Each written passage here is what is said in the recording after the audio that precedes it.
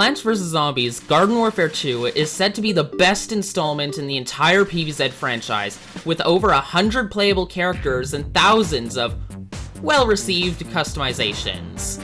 With such a strong foundation and plenty of room to grow, PopCap certainly couldn't mess up the next step in the series' journey, right? Oh. In all honesty, Battle for Neighborville wasn't that bad, just a bit underwhelming in comparison to the Garden Warfare games. But what if PopCap went with the fans' wishes by creating an actual Garden Warfare 3?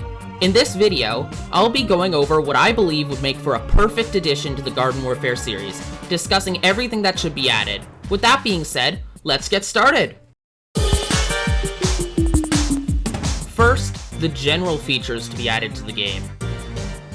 Starting off with the Gargantuar in the room, will the variants be coming back? Of course they will! Do you think I'm insane? Sticker packs will also be making a return, because as an addict of collectathons and TCGs, Garden Warfare's sticker packs feel a lot nicer than Battle for Neighborville's Gumball machine. Most of the silver, gold, diamond, and gem customizations will be removed as well, as many of us believe none of them look good anyways. Battle for Neighborville also has a few things that I feel can be explored further. Sprinting is a fine idea on paper, as it gives the game a much needed feeling of speed, and makes the long trudges from your spawn point to the capture point much more bearable. On the flip side, it gives everyone a get out of jail free card from fights, as they can run away and regenerate their health somewhere hidden without much effort to escape. At least in Garden Warfare 2, you need to put a fair bit of thought and improvisation in order to get away safely. Except for Citron, but that's not the point. Whenever a target gets away because of a cheap sprint, there's a bit of a letdown, as he definitely should have won that fight. If there's such a big negative to sprinting, then why do I want it added? I don't, just not in the form that it takes in Battle for Neighborville. There are plenty of ways to fix sprinting, but the idea I like the most is to add a stamina meter. It would deplete slowly when sprinting, keeping long treks manageable. Under normal conditions, you'd barely notice it being there. Taking constant damage, however, would rapidly drain your stamina. When it runs out, sprinting would be disabled and would fill back up after around 6 seconds. The rapid draining of stamina instead of outright removing sprinting upon taking damage removes potential annoying situations when you're hit by a stray bullet from across the map, forcing you to have to wait until you can sprint again. Fire damage would drain the meter slower than normal, while ice would drain it faster. Toxic and electric damage would remain the same. With sprinting aside, there are a bunch of different features Battle for Neighborville has to go over. Some I want added, and others, not so much. Something good to start with is that Battle for Neighborville's abilities have a numeric countdown for when they are going to refresh, something that would work nicely here, as it can be frustrating to just guess when you're about to get an ability back. Battle for Neighborville's minibar showing when you're about to regenerate health is also a welcome change, for similar reasons. I also prefer Battle for Neighborville's snappier movement and solid physics, but that's personal preference. I'm sure we've all died when we were completely underground as a Chomper while starting up Burrow, as well as being vanquished as a scientist while he is reaching for his warp button. Situations like that don't really occur in Battle for Neighborville because of its faster movement and snappier abilities. Natural health regeneration will speed up, but not the speed at which others heal you. I would not include overhealth either. Battle for Neighborville Sunflower is a menace, and I do not want her back. Battle for Neighborville's upgrade system, while very dynamic and I would love to see it expanded upon, doesn't mesh well with the Garden Warfare variants and sadly has to be left behind for the most part. Garden Warfare 1's upgrade system, while charming, I personally prefer how Garden Warfare 2 streamlined it. Even with that, Garden Warfare 2 did have a couple of pointless upgrades in it. Penetrate upgrade. Here's my updated list of upgrades for Garden Warfare 3. Health regeneration delay, health regeneration, ammo, reload, damage, zoom, with a buff. Overheat, overheat penalty, fire, ice, toxic, which now increases the aura and effect damage instead of increasing the aura radius. A new lightning upgrade, which increases the lightning chain damage. While arguably worse than having a damage upgrade, I find it odd that electricity is the only element to not have its own upgrade. Super meter upgrade, now actually fixed, that way it doesn't stop a sliver away from legendary mode. Super Mode Duration, a new upgrade which increases the duration of your super mode, as you might guess from the name. A Stamina upgrade, Digestion upgrade, Homing, Health, which is buffed to give 20 more health instead of 10, and a Damage Fall Off Start and a Damage Fall Off End upgrade.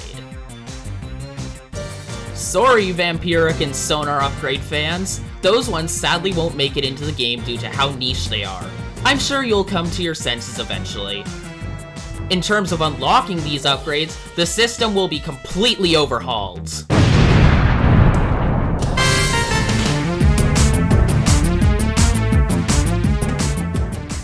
I tried to take the best aspects of each iteration of the mechanic, so in order to fully appreciate it, I'll go through each version. Starting off with Garden Warfare 1, it required you to obtain each character's respective upgrades through sticker packs. While this skipped the level grind of having to play with each variant for a while to get the upgrades, it created the boring task of grinding coins so you can hope to get an upgrade you want.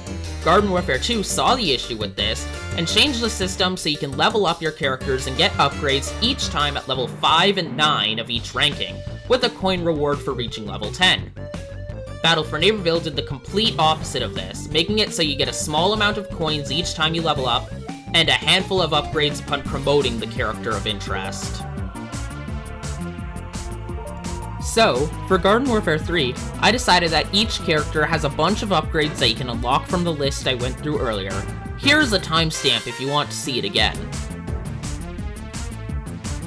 Which upgrades are available by character varies, but every character will have around 12 to choose from. Taking inspiration from Garden Warfare 1, you can unlock these upgrades in any order, but you don't need to purchase packs to do so. In order to get them, it'll work similarly to how it does in Garden Warfare 2. Every 5 levels, you'll be able to unlock any one of a variant's upgrades. By the time that variant is mastered, you'll have unlocked each of that variant's upgrades, so the only thing being affected is the order in which you unlock the upgrades. Finally, like Battle for Neighborville, every upgrade has a value assigned to them, and you can only have a combined value of up to 7 for your upgrades.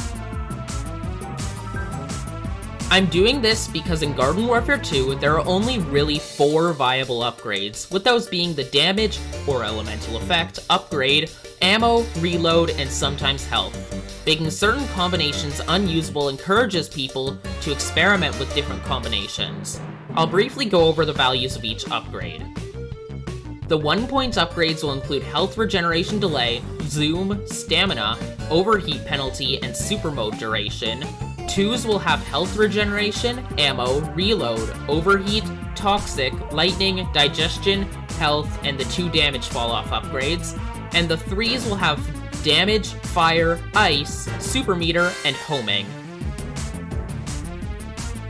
To finish off upgrades, I've been considering the idea of there being a fast track option to unlock the upgrades at a price of around 50,000 points per upgrade.